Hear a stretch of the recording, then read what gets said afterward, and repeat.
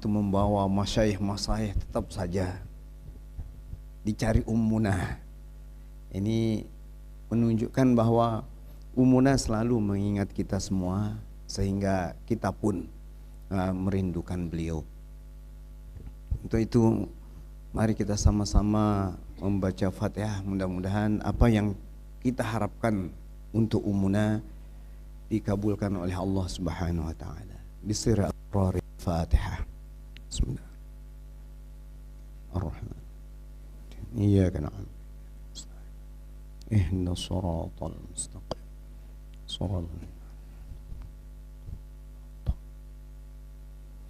Yang sama-sama kita hormati dan muliakan Maulana Syekh Zainuddin, Maulana Syekh Hamzan Wadi II, Dr. Tuan Guru Kiai Haji Lalu Gede Muhammad Zainuddin Ats-Tsani.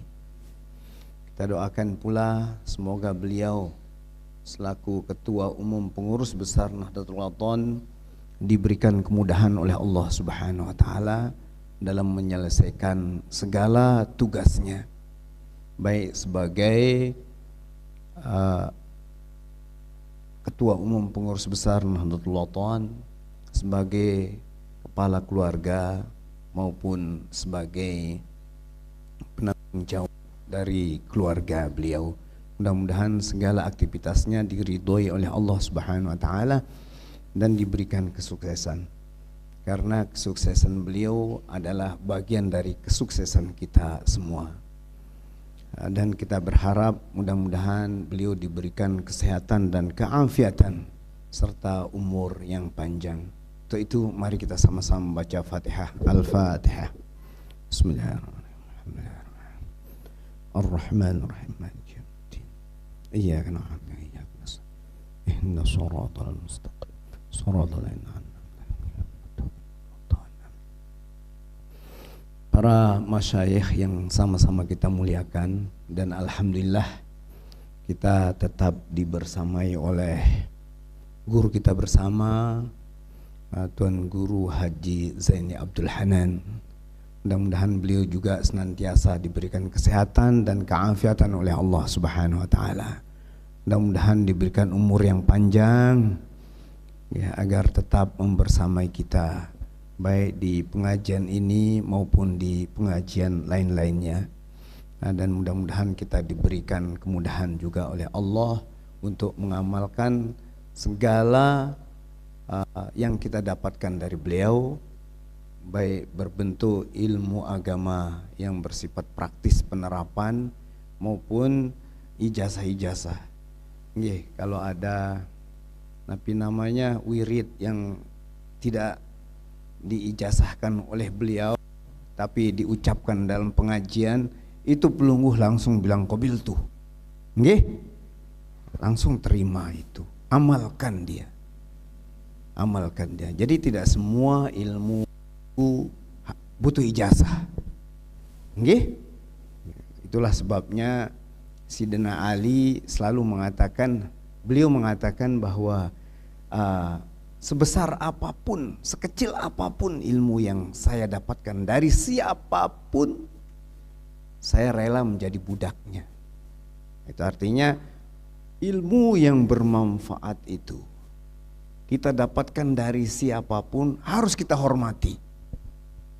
Tahu pelungguh Sayyidina Ali yang namanya Sayyidina Ali itu adalah orang yang paling pinter setelah Nabi besar Muhammad sallallahu alaihi wasallam. Setiap musuh Islam yang datang ke para khalifah sebelumnya, semuanya diselesaikan oleh Sayyidina Ali. Karena itu kalau ada orang-orang Yahudi atau orang Nasrani ingin berdebat kepada Sayyidina Umar dan bertanya tentang sesuatu, beliau tidak menjawab sampai datang Sayyidina Ali Rasulullah. Gitu. Maka dari itu mari kita contoh akhlak beliau. Beliau Sayyidina Ali, sahabat Rasulullah sallallahu alaihi wasallam yang dijanjikan masuk surga. Tetapi tingkat kesolehannya di atas para sahabat saat itu. Saking solehnya Sayyidina Ali ini, dia disebut sufi zaman sahabat. Itu. Jadi sangat wajar kalau Rasulullah SAW memesankan kepada kita untuk mengambil pembelajaran dari akhlak Rasulullah dan akhlak dari 4 khulafaur rasyidin. Nggih. Ya, akhlak Rasul, akhlak salah satu akhlak Sayyidina Ali, beliau sangat menghormati orang yang memberikannya ilmu, baik itu tuan guru maupun tidak tuan guru. Nah, apalagi dia tuan guru, masya Allah, tabarakallah. Nggih, sila. Kita doakan mudah-mudahan beliau juga diberikan kesehatan dan keafiatan, nggih, serta umur yang panjang. Dan para asatiz ustazat yang tiang hormati dan muliakan, hadirin hadirat beserta anak-anakku sekalian yang dirahmati oleh Allah Subhanahu wa taala. Amin. Amin ya rabbal alamin. Nggih. Ini air minumnya sudah 3. Tapi alhamdulillah hari ini mungkin tiang kebagian 2. Karena tuan guru yang kita harapkan hadir hari ini berhalangan. Nggih, berhalangan hadir, tapi mudah-mudahan nggih, mudah-mudahan beliau berhalangan bukan karena sakit, nggih. Bukan karena sakit, mungkin ada kegiatan lainnya yang sangat penting. Kita doakan mudah-mudahan beliau tetap sehat walafiat, nggih. Nggih, soalnya ini jadwalnya Tuan Guru Haji Lalu Anas ini. Nggih, beliau mudah-mudahan sehat walafiat, nggih. Kita doakan. Masyaallah ilmunya sangat dalam. Pejoraknya saja itu sudah beneran kalau beliau itu. Masyaallah tabarakallah.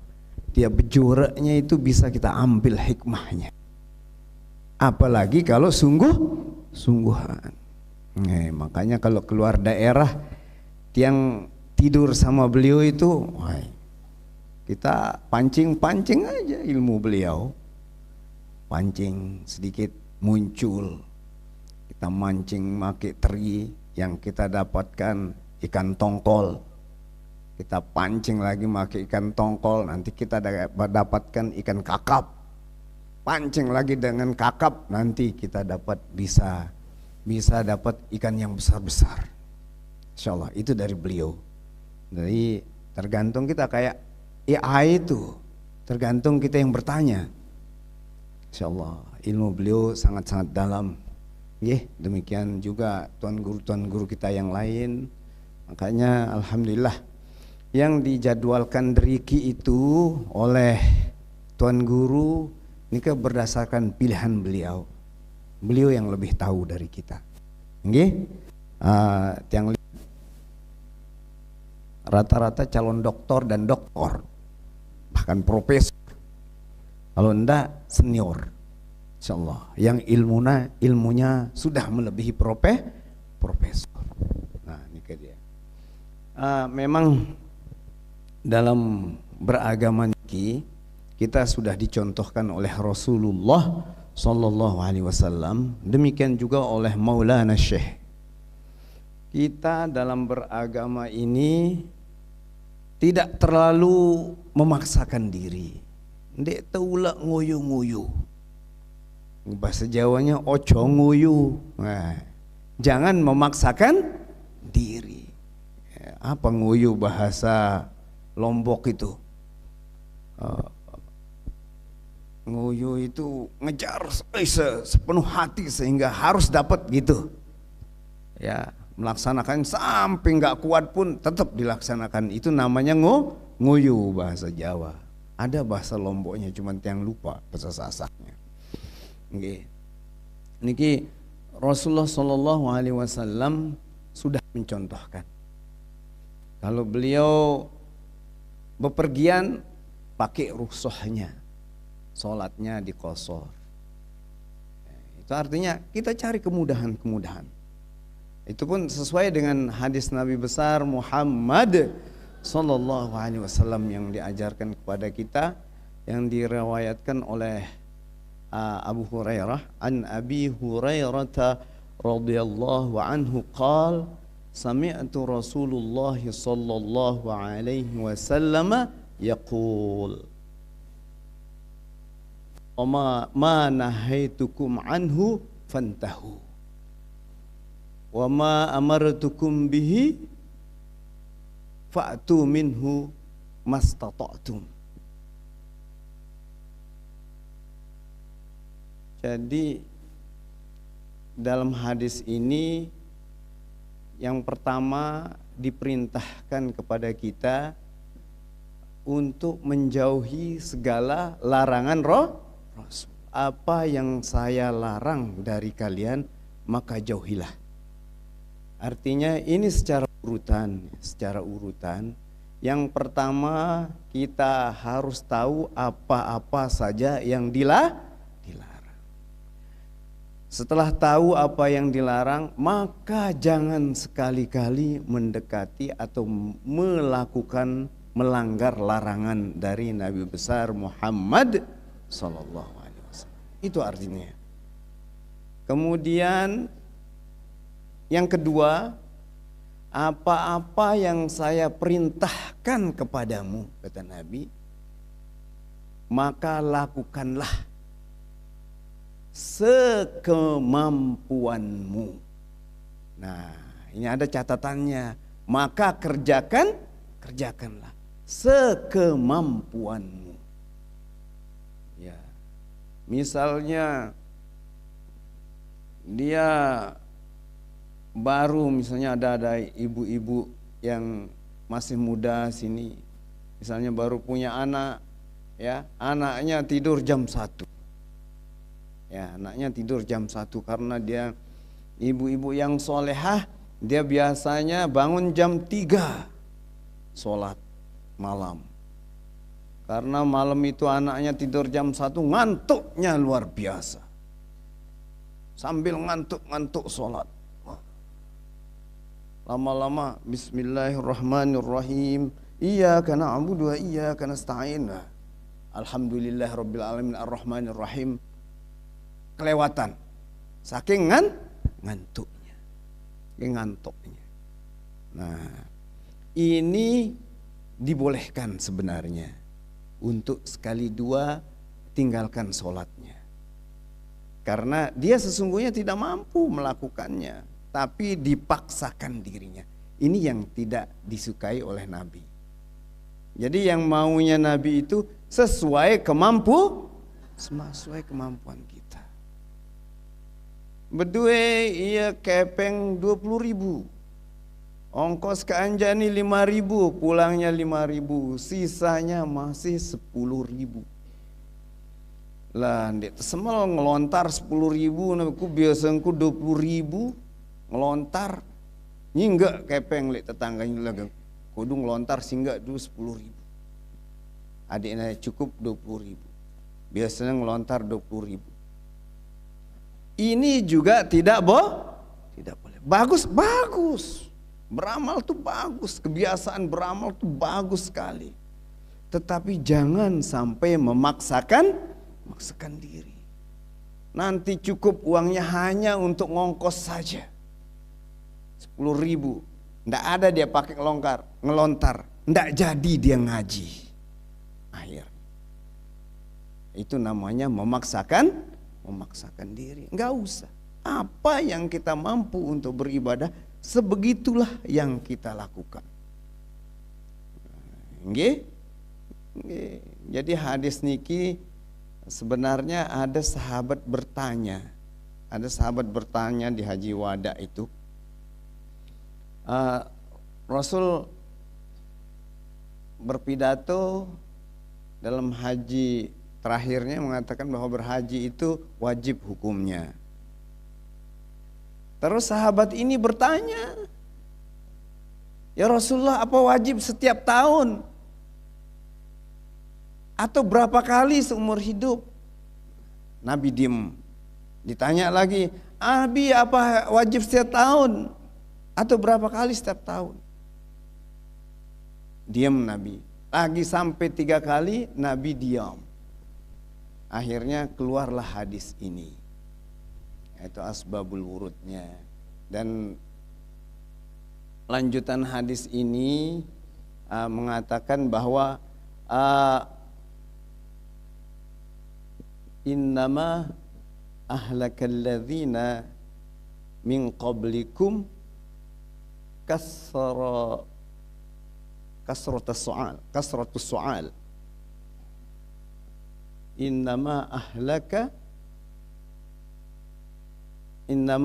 ladzina min qablikum kasratus su'al. Sungguhnya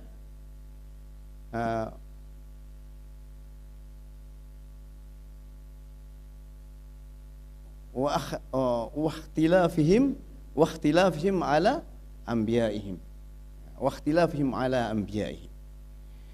Jadi lanjutan hadis ini mengatakan bahwa sesungguhnya umat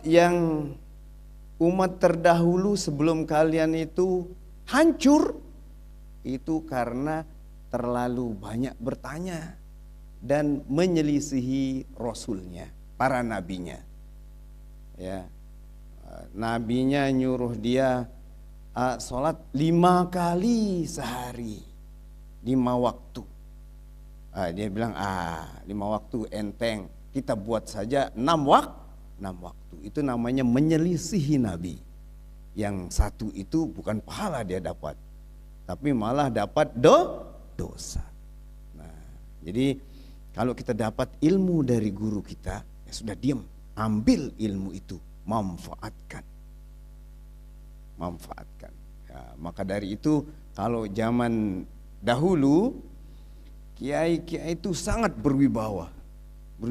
Begitu dia mengatakan sesuatu, maka itu sudah menjadi hukum bagi masyarakatnya. Tidak ada membuka pertanyaan. Ayo saya tanya, siapa yang mau tanya? Tidak ada zaman dulu. Kenapa? Ya zamannya sudah berubah. Watak-watak guru kita dulu itu sudah terbentuk. Mereka itu jujur semuanya. Mereka itu menyampaikan apa yang harus disampaikan sampai detil, sedetil-detilnya. Kadang kitab kecil segini 3 tahun selesai. Ya, kitab kecil. Seperti Aqidatul Awam. Saking detil dia. Nabi namanya menerangkannya, sehingga tidak ada yang perlu kita tanyakan. Nah, sehingga sekarang itu kalau kita di pengajian dapat ilmu pengetahuan yang sifatnya praktis, sila kita praktekkan sekemampuan kita, jangan memaksakan diri. Itu artinya agama ini adalah mudah, sehingga sahabat yang tadi bertanya itu dengan jawaban Nabi yang singkat saja dia paham. Kenapa? Karena kalau Nabi bilang 3 kali, maka haji itu akan jadi 3 kali seumur hidup. Kan berat. Sekali aja pira lu haji le desande. Ada 50% haji. Amun penduduk desa Pelungguh ni ke 1000, ada 500 manusia haji? Ndak ada. Itu artinya haji itu berat. Itu diwajibkan hanya 1 kali. Kalau Nabi bilang 3 setiap tahun, lah dong sepi Pulau Lombok. Nggih, perekonomian mati terus setiap selubuk terlalu haji. Terus nanti semua padang pasir yang di Arab Saudi itu menjadi tanah haram semua jadinya. Padahal tanah haram sudah ada batas-batas. Ya, itulah kemudahan agama yang harus kita lakukan. Nah, ketika kita harus memilih, ketika kita harus memilih, nggih. Yang dikata mbe bagusan te ibadah te lagu kadang-kadang demen hitam ya dosa dah. Ya, mbe sadekan luwe ibadah ta lagu mia dosa, tetap membuat dosa atau sedikit ibadahnya dan wajib-wajib doang lagu ndik nula mia dosa sama sekali. Jadi yang paling bagus adalah meninggalkan dosa, berupaya semaksimal mungkin meninggalkan dosa. Bahkan kalau para ulama yang soleh itu mereka menjaga iffah mereka, harga diri mereka dengan menjauhi hal-hal yang makruh. Bagi kita itu makruh, bagi mereka ulama yang soleh itu dianggap untuk dirinya itu haram. Itu untuk menjaga harga diri mereka, menjaga kesucian diri mereka di hadapan Allah Subhanahu wa taala. Yang makruh pun berupaya dihindari. Itu jadi ketika kita mau bertobat, yang pertama yang harus kita lakukan adalah berpaling dari berbuat dosa. Berpaling dari berbuat dosa. Kan itu kalau kita baca kitab-kitab itu ada 3 katanya syarat taubat. Nggih, ada 3 syarat taubat. Yang pertama itu berpaling dari dosa. Bukan membuat pahala sebesar-besarnya, bukan. Nggih, taubat itu yang pertama bukan membuat pahala sebesar-besarnya, bukan. Yang pertama adalah berpaling atau menghindar dari dosa yang sering diperbuat, yang ditaubati itu. Nggih.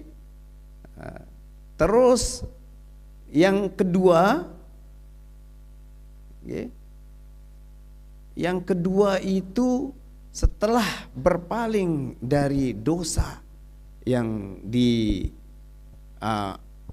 yang diperbuat itu, ada rasa menyesal di dalam hati pernah berbuat dosa.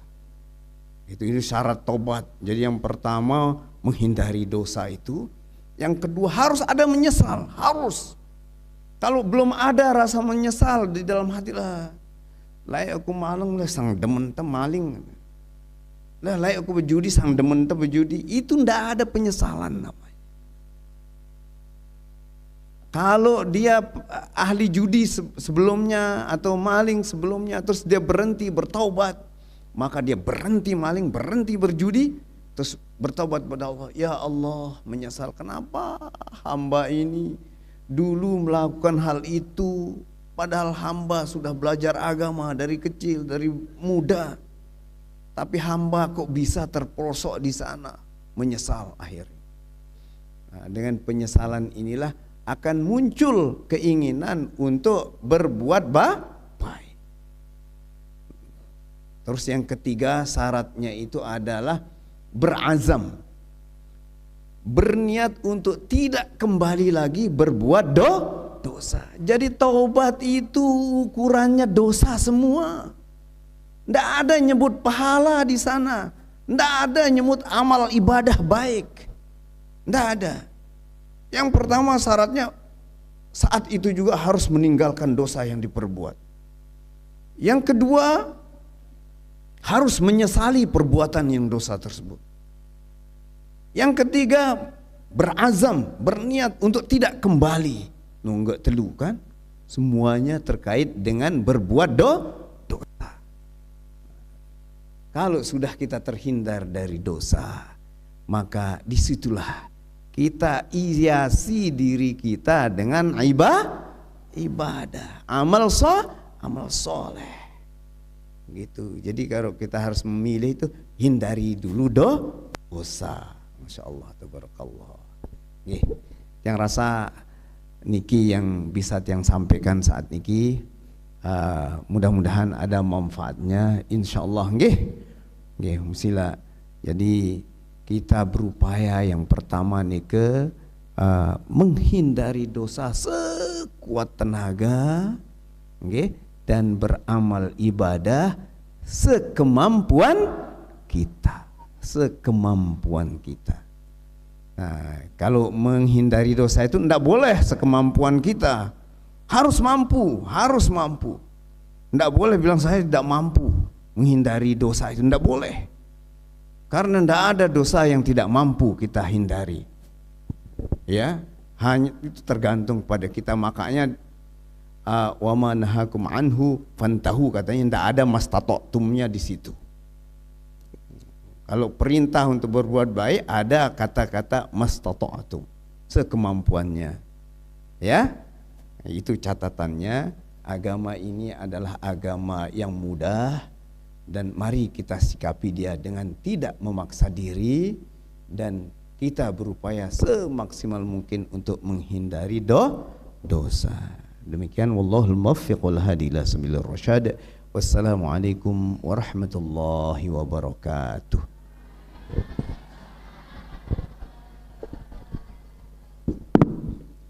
Alhamdulillah Rabbil Alamin. Mudah-mudahan apa yang kita terima yang disampaikan oleh beliau menjadi bekal untuk perjalanan hidup kita. Amin ya Rabbal Alamin. Al-Fatihah. Bismillahirrahmanirrahim. Iyyaka na'budu wa iyyaka nasta'in. Bismillahirrahmanirrahim. Rabbana anfa'na bima 'allamtana, Rabbi 'allimna alladhi yanfa'una, Rabbi faqihna wa faqih ahlana, قرابات لنا في ديننا مع أهل القطر أنثى وذاك، ربي وفقنا ووفقهم لما ترتضي قولا وفعلا كرما، وارزق